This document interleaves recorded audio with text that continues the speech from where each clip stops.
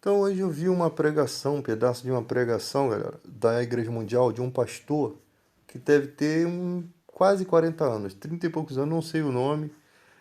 E eu vou mostrar aqui uns erros gravíssimos que acontecem nas igrejas do século XXI, né? As igrejas atuais no Brasil.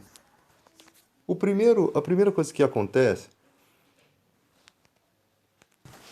vamos observar o pregador e o público. Nós sabemos que o público das igrejas é de pessoas que no máximo têm o segundo grau, né?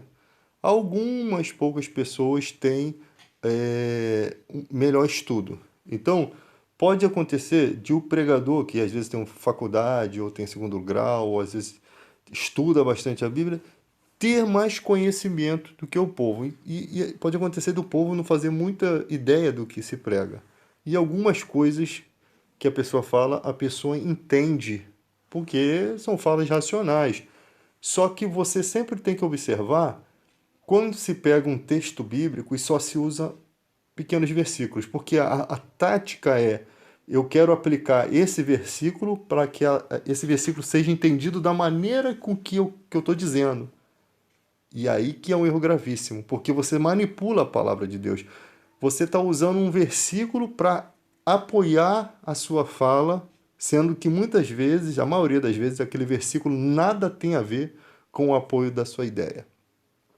Isso é nítido. Eu vou falar o versículo porque eu já conheço esse versículo e eu sei a história que está por trás.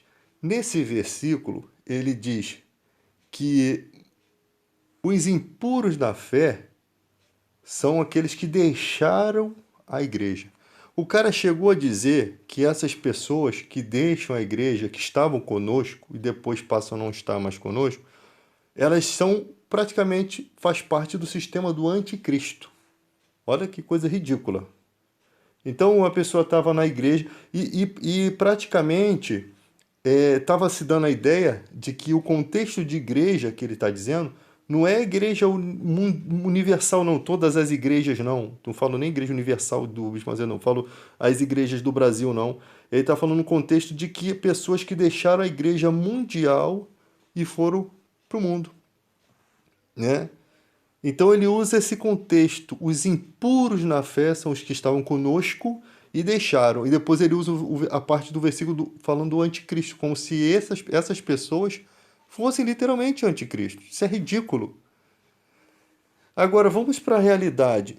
Quando Paulo fala aos Filipenses, ele está falando que os impuros na fé, isso ele não disse, são as pessoas que só pensam no seu próprio ventre. O Deus dele é o próprio ventre, pois só se preocupam com as coisas terrenas.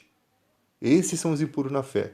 Paulo também diz que os impuros na fé são aqueles que se dizem cristãos, mas são avarentos. Com esses nem sequer com mais uma refeição. Quando Paulo aconselha Timóteo sobre se afastar de certas pessoas, ele está dando um conselho para um pastor, de como um pastor deve proceder. E ele diz: aqueles que buscam, que querem ser ricos, caem em tentações e ciladas, muitas concupiscências loucas e nocivas, que submergem o homem na ruína e na perdição, porque o amor do dinheiro é a raiz de todos os males, e muitos nessa cobiça se desviaram da fé. Você nunca viu eles pregando isso. Sabe por quê? Porque essa parte de o Deus deles é o ventre, né, que só se preocupa com as coisas terrenas, é exatamente a palavra que se encaixa na pregação do evangelho do século XXI. Porque as pessoas só dão testemunho de prosperidade, elas só vão para a igreja por necessidade financeira, muitas vezes, e falta. Ninguém pode ir para a igreja por necessidade financeira, a não ser que seja necessidade grave. Eu não posso ir para a igreja porque eu quero que a minha empresa prospere. Eu vou lá para orar para que a minha empresa prospere. Isso não existe. Isso não é o evangelho de Cristo. Agora, você está passando fome, passando necessidade. Você vê que Jesus era buscado por pessoas que passavam necessidade, pessoas que passavam dificuldade, pessoas que estavam doentes, doenças gravíssimas. Ele não ia ser buscado para. Uma vez um homem buscou a Jesus e falou: Senhor, mande que meu irmão divida a herança dele comigo. E Jesus falou: O que te fez, Senhor? Quem que me colocou como intermediário disso daí? Ou seja, eu não tenho nada a ver com essas questões, não. Entende? Então, observe o que às vezes é pregado de forma ridícula.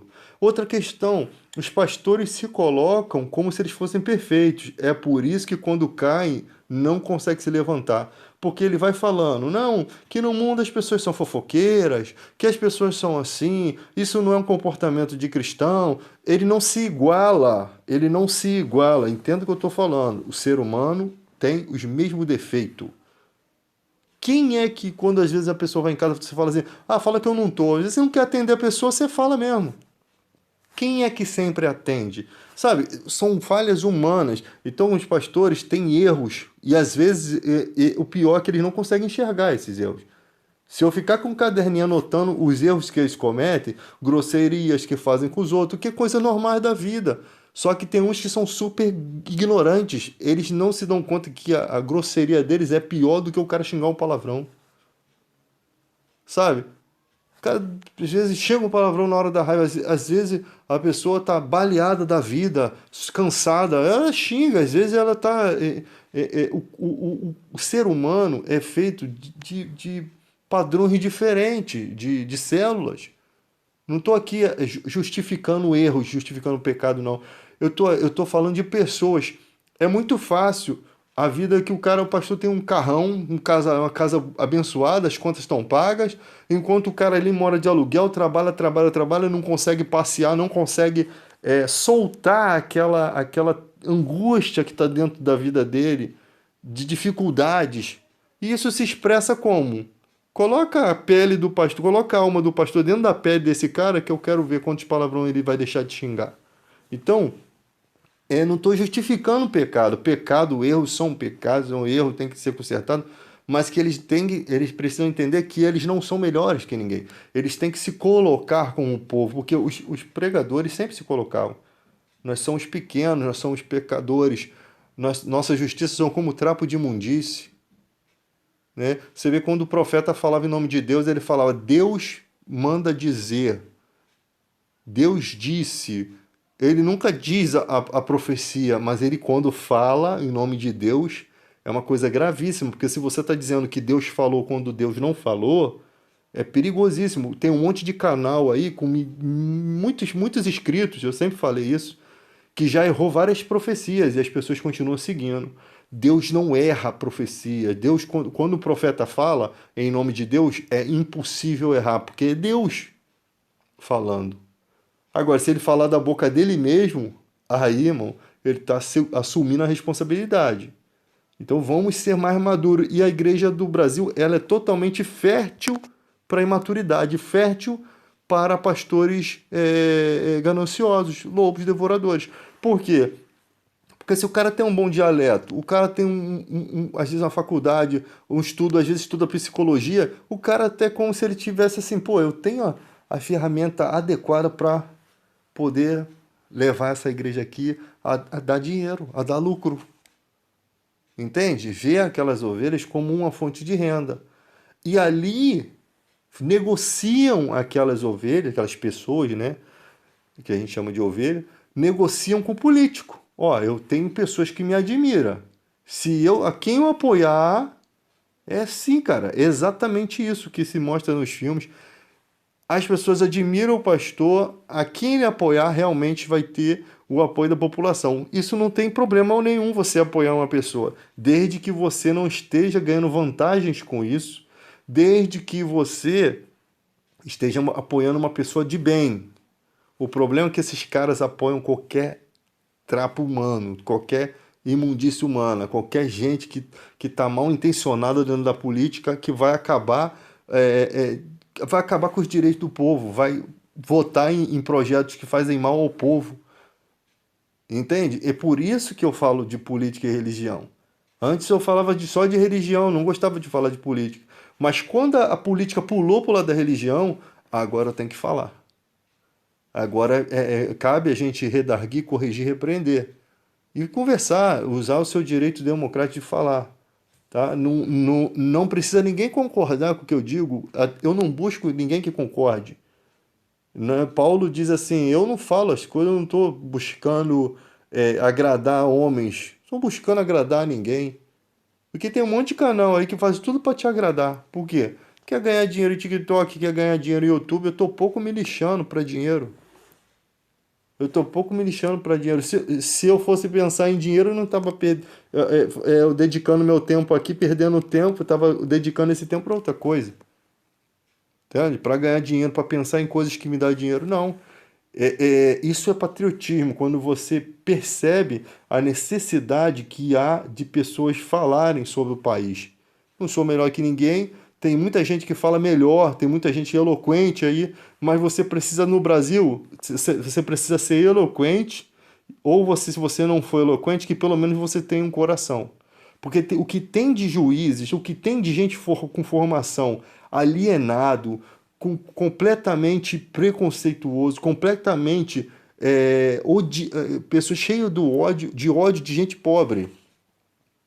Pessoas que falam tudo contra os direitos do pobre, conseguem apoiar os direitos dos ricos, mas não conseguem ver a necessidade do pobre. Olha quantas enchentes, olha quantas tragédias, quantas pessoas desabrigadas. Você não vê ninguém conversando sobre isso. Eu falei no outro vídeo, o cara lá que salvou duas pessoas, agarrou os caras na corda, a correnteza levando. Os caras, cadê que botaram esse cara na mídia aí para que ele recebesse uma medalha do presidente da República? Cadê? Não, eles pegam um mendigo sujo, né? O sujo que eu falo é não de sujeira de rua, não, sujo de vida, e que faz uma coisa suja, que faz uma coisa feia, e coloca ele como um Cauã Raymond, um lorde. Ele não é um lorde. Ele é mais sujo do que o mendigo que está na rua. Porque o mendigo que está na rua, a sujeira dele se lava com banho. A dele é de caráter. Entende? Porque o que ele fez com aquela mulher, se essa história não for uma coisa inventada, né? Porque tá muito. Eu não gosto de coisas assim. Eu acho que isso aí tá muito inventado para vender revista, para vender jornal. Eu sou meio a lista daquela série Lista Negra, né? Eu sou meio calculista nessas coisas. Eu não consigo entender como dois âncoras de TV morrem no mesmo ano, Celso Amorim e o Ricardo Boechat, dois inimigos do presidente, que poderiam influenciar o povo. Eu não consigo ver isso acontecer naturalmente. Eu não consigo, né? Eu não consigo entender como o Eduardo Campos seria presidente da República porque ele tinha cara de presidente, não porque a gente nem conhecia ele. Melhor ainda, quando você não conhece, você tem uma esperança, uma expectativa de que seja bom. Esse é o erro do brasileiro, ter uma expectativa em que pessoas que não conhecem, que nunca fizeram nada pelo Brasil, pessoas que você não entende. Você tem que colocar sua esperança, sua expectativa em pessoas que já representam o Brasil.